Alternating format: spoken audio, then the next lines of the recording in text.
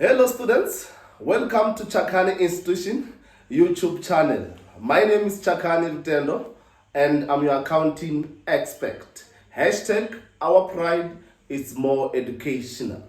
So we are about to start with our lesson, and more important, before we start, please, if you are new to this channel, make sure that you subscribe, like, share, and also turn on the notification bell so that when we upload immediately, you get the notification. So let's get started. So today we are on chapter 5. Remember, this is the first episode, and please, this lesson is more specific for students who are doing financial accounting level 41 and those who are doing accounting science 1.3, and more important for Univen students, but even others if it may help you academically. So now, let's get started. We are busy with chapter 5. This chapter 5 is about the recognitions of transactions in the accounting records. And the first aspect that I want to check with you today is about the source document. So meaning that you are going to have these aspects. They are going to require you to identify the source documents. And how do you identify the source documents? You need to understand transactions. You remember the source documents, it just refers to the source of the information, meaning that this source is about the information that is on the documents that you have. So now, I'm going to focus much on the purchase of an asset. When we purchase an asset, what are the source documents that we are going to use as a business? So when we purchase our assets, remember we can purchase vehicles, we can purchase equipment, machine, we can purchase inventories, we can purchase computers, ECTs. So now, when we purchase an asset, students, all the time in accounting, you must remember that we can purchase our assets on what? On cash. Or if we don't have a cash, we can purchase our assets on what? On credit. And if we don't have credit, we can also purchase through what? Supplier loan. So mean that these are the ways of business to purchase in assets. So let's look at the first two, purchasing on cash and also purchasing on what? On credit. So when you purchase on credit or on cash, when you buy your assets, the first source document that you need to have is what we call a requisition. You must request the supplier that we want this product, we want these vehicles, we want this and this. And then you need to request to them. And then after you request, your supplier will indicate the what? To authorize the order, meaning that the order must be authorized. And after authorizing the order, the supplier needs to give you what we call an invoice. Meaning that if you buy on cash, if you buy on credit, you're going to request, that's the first source document. You are going to have an authorized order, it's a source document, and you are going to have a what? An invoice. And after that, the supplier will send you the invoice. Remember, invoice indicate about the price, all details about what you have purchased from your supplier. And then after that, the supplier will give you what? A delivery note. Delivery note, we receive it on the point of delivery. So meaning that we are going to have this delivery note indicating that the goods are being delivered. And then after that, there must be a specific department that receives goods in each and every business, meaning that we are going to get what we call goods received note from a goods received department of that company of that company of yours. So meaning that there must be a source document indicating that the goods were received at what time, etc., etc. And after that, if you are buying on cash, you are going to pay. Are we all together? I want you to get the difference between when you buy on cash and when you buy on credit. If we are buying on cash, we are going to pay. We're all together? But if you are buying on credit, you are just going to receive the goods and it ends there because you didn't pay, meaning that there's an obligation that you have arised. So meaning that if you buy on cash, there will be a proof of payment on the source documents identified. But if you buy on credit, you are going just to go to receive the goods and it ends there. And then sometimes they might have what we call the registration certificates. I want you to get it clear here. The registration certificate depends on which assets you are buying. There are assets that you cannot use without having the certificate.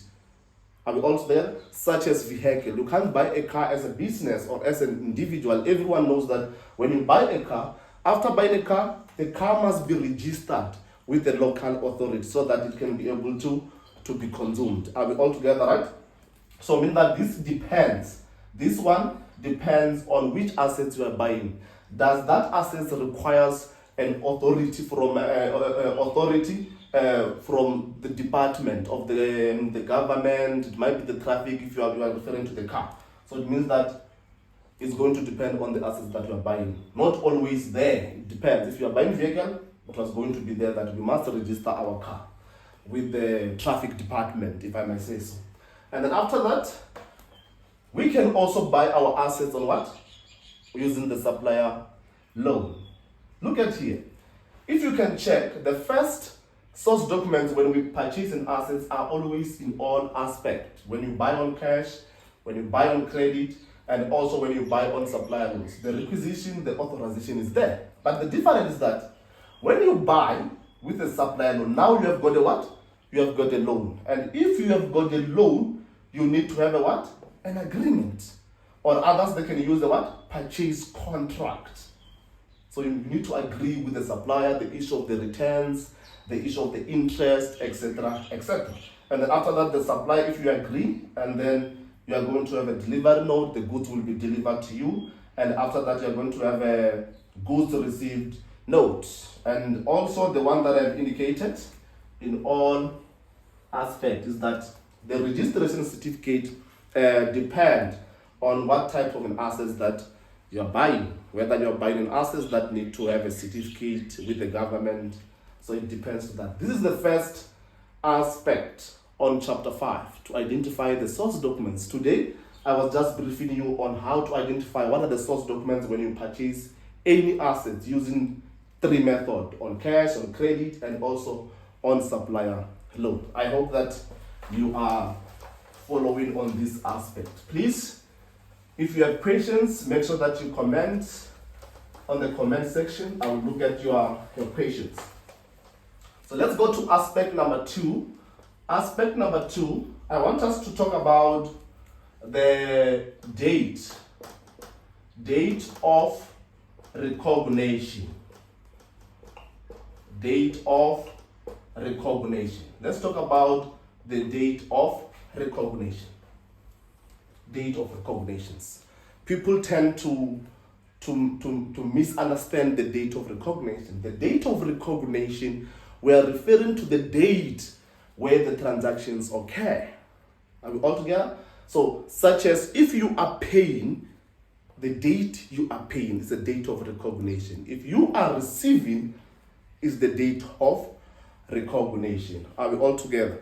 If you are purchasing, we are not referring the day you purchase. We are referring the day the what you purchase was delivered to you. You remember, if you purchase, it doesn't mean that what you have purchased belongs to you. You need to have the ownership. You need to have the risk, and everything must be transferred. So it means that the date of recognition, if you purchase, will be the day you received, where the risk and the rights of ownership are transferred to you. So it means that this date of recognition, let's say we buy something on the 1st of March, and then they deliver it on the 15th of March. It means that the date of recognition will be the 15th of March, let's say 2025. And after you have identified this date of recognition, they will require you to briefly explain why are you saying is the date of what? Of recognition. So we might say that, let's say we purchase the stock. We purchase the stock, for example, for now.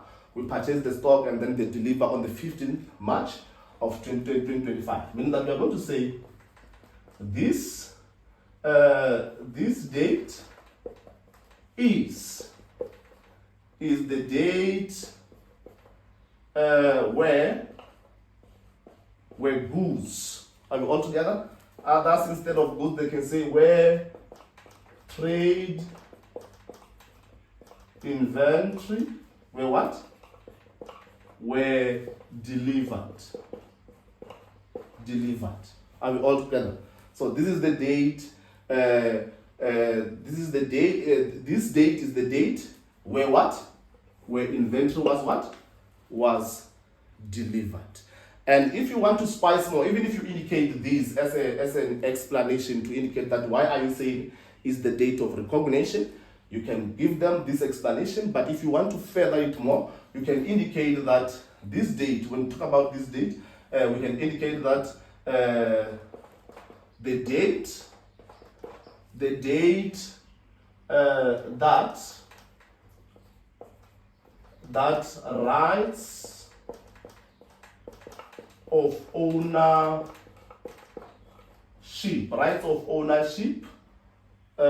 were what? Were obtained. Are we all together? So meaning that this day, if we remember, I'm making an example when we buy a stock and then it was delivered to us and we said it delivers on the 15th. So more important, if you don't want to stress yourself, you can even end here and just indicate that this is this date is the date where the goods on trade inventory were delivered. But if you want to go further, you can just indicate that the date that the rights of ownership were obtained. Remember, I'm using the situation where the business purchasing the assets. So that's how to interpret the date of recognition. You will see when we go to the episode number 2, doing the activity on how to apply these examples. So this is the second aspect. And then number 3, you need to check the issue of items, the issue of accounts, and also elements. They might ask you about what are the items, what are the accounts, what are the elements. So meaning that you must be able to understand the 5 elements of accounting, which are very much important in accounting. So meaning that is the issue of indicating, here we are going to talk about much more about assets. We are going to talk about more about liabilities. We are going to talk about more about the expense, if they're affected, the incomes. You have to talk about more about the equity in this aspect. Remember, this aspect that we are referring to, they also have their rules. So you must also indicate to them whether that items or an account is increasing or is decreasing, meaning that you are going to indicate to them depending on which element it is, which accounting it is, and whether what is happening on the transaction, is it increasing, decreasing. So you will see even this aspect when we apply on the first example, on the second episode. So here you just have to understand the 5 basic of accounting. What are the assets, liabilities, expense, income, and equity, and where the increase and where the decrease. I'm sure you know that expense and assets, the increase on the debit and decrease where? On the credit. Liability, equity, and incomes, the increase on the credit and decrease where? On the debit side. So it will depend much more on the what? On the activity. On the activity. That is the third aspect. And then the other thing, which is number 4, they are going to ask you about amount to be measured. Amount to be measured. Actually, they are referring to which amount must be indicated on the financial statements from that transaction that you are given. So you must be able to give them. So any amount that you might have, let's say it was 80,000, you bought a stock, you must indicate the amount first. After indicating the amount first, explain why are you saying this amount is the one that must be indicated on our financial statements. So the most important thing here is about talking about the issue of the gap, which indicated the issue of historical cost. So meaning that we are going to apply the historical cost, when we briefly explain why the amount is suitable for the transaction or on the financial statements, so the gap, which is the historical cost. So you will see more on the second episode, and I advise much more that don't go to second episode without watching the introduction on chapter 5. So this is fourth aspect, and then let's move to the issue of the required before I end this episode. What are the things that we are going to expected to prepare in chapter 5 in overall? As I have indicated, there will be issue of the journal entries. We are going to deal with the financial statements. We are going to deal with the ledger accounts. This one are the ones others call it T accounts. You remember from high school they call it T accounts. And also, which I didn't explain now because we don't have certain adjustments. Also the issue of nature of what? Of nature of accrual accounting.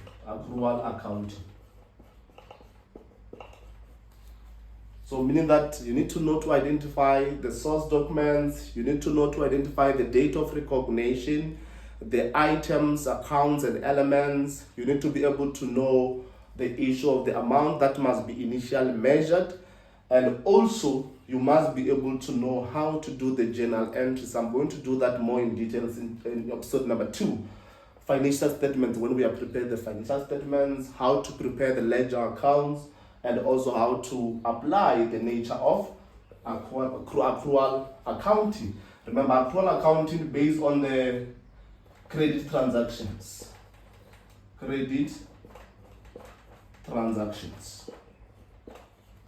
So I'm going to explain more when we are doing the first activity in this chapter 5. Meaning that me and you, let's see each other on the second episode. Please make sure that you share with your schoolmates this chapter 5 so that everyone can be able to pass. I love you so much. See you next time.